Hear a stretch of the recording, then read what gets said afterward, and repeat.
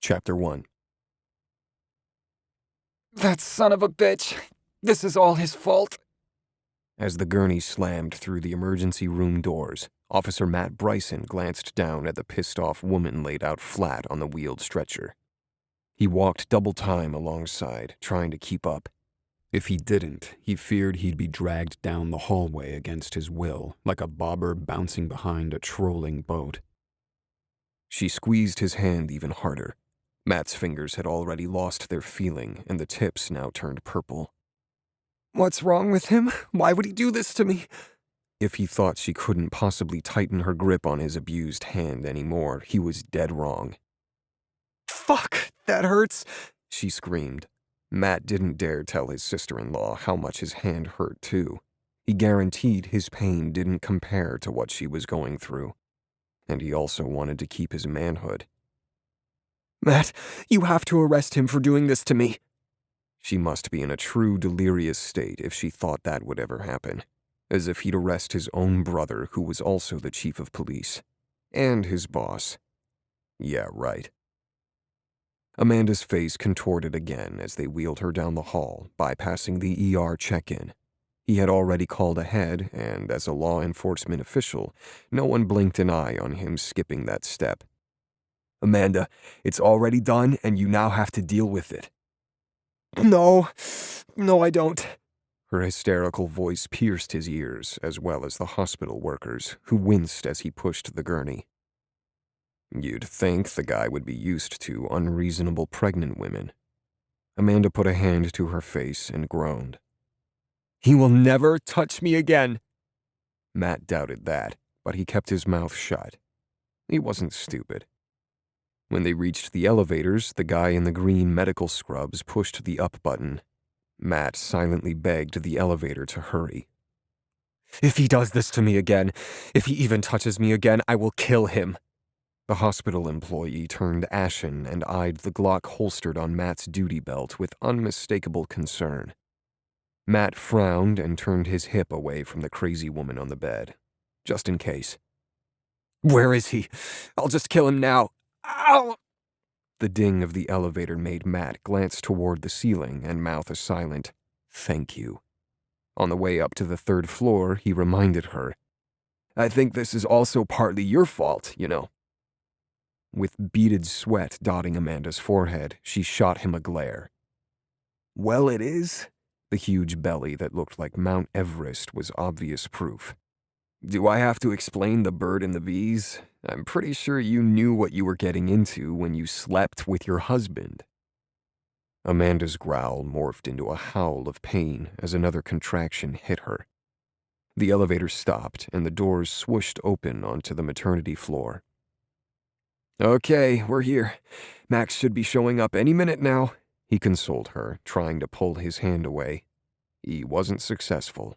Somewhere along the way, she had turned into Superwoman. Amanda's flushed face suddenly paled. You won't leave me, will you?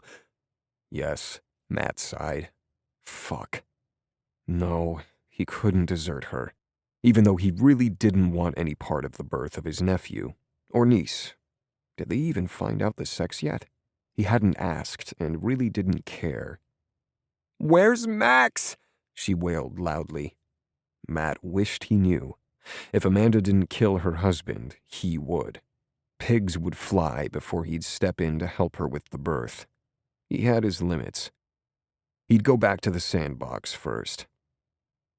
All right, we need to go, the nurse, or whatever he was, said. No, you need to come with me, Matt. Oh shit, no.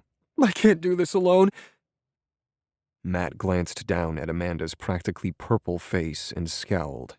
He couldn't even begin to explain to this woman why in the hell he refused to go in there.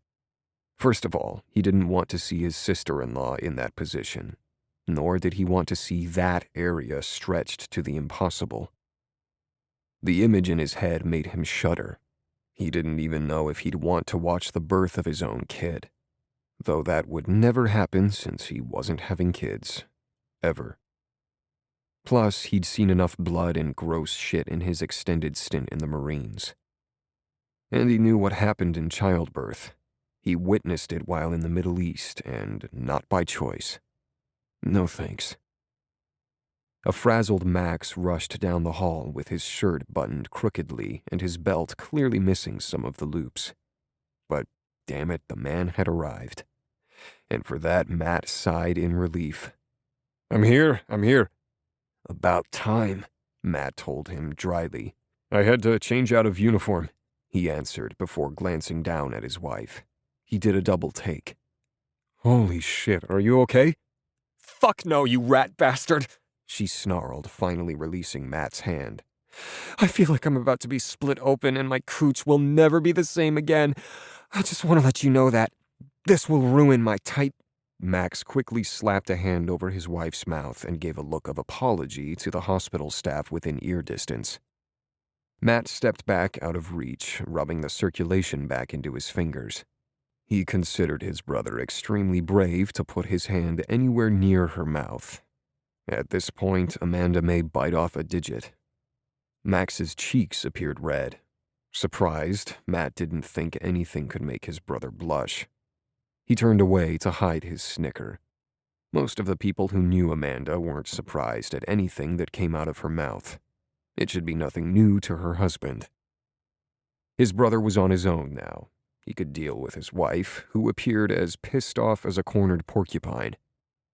A tall blonde rushed up, wearing a long white lab coat. Most likely a doctor.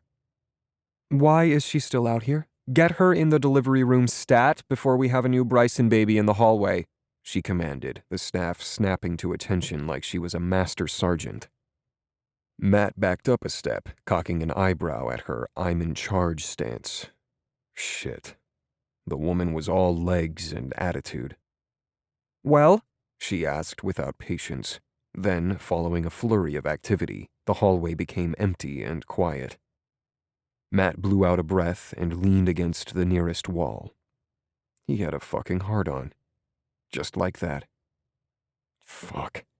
He pushed himself off the wall and straightened, yanking his duty belt up over his hips as the rest of the family rushed down the hall like a herd of buffalo. Are we too late? His mother asked, excitement in her eyes. There should be. She had harassed her 3 sons for years about getting hitched, as well as bugged them for grandchildren. Now she was finally getting one. Well, as long as Amanda cooperated. Because if anyone could call off a pregnancy at 9 months and counting, it would be her. Matt shook his head and laughed to himself. The woman sure was obstinate, and Max had his hands full with her, though he suspected his brother loved every minute of it. Self-masochist bastard. Matt's father, Ron, stepped up next to him and whacked him on the back. Good job for getting her here on time, son. Matt nodded at his father, but answered his mother. No, Ma, you're not too late. How can you be too late for a birth? Anyway, once the kid is born, you're stuck with it forever. That's how it works, remember? Yeah, Ma, you're stuck with Matt forever, his brother Mark said. Like it or not. Mary Ann Bryson frowned at her middle son. I'm not stuck with any of you. I brought you into this world, and I can take you back out. Her husband laughed. That's right, honey, you tell them. Damn, Ma, that's a bit harsh, Mark said, frowning. Where's Leah? Matt asked his brother. Sleeping. She has to work daylight shift tomorrow with you. Matt nodded. His future sister-in-law, the newest member of the force, proved herself a good cop and could back him up any time. In fact, he wouldn't have minded her being by his side in combat. She was tough, and she sure kept Mark in line. His middle brother was a lucky man, unlike Max, who was probably getting his ass ripped up one side and down the other right now. Fuck that. Well, now that most of the Bryson army is here, I'm going back on patrol. He stepped over to the nearest elevator and pushed the down button. Don't you want to see your niece after she's born? His mother asked. Nope. And with that, the elevator doors swooshed open and he jetted.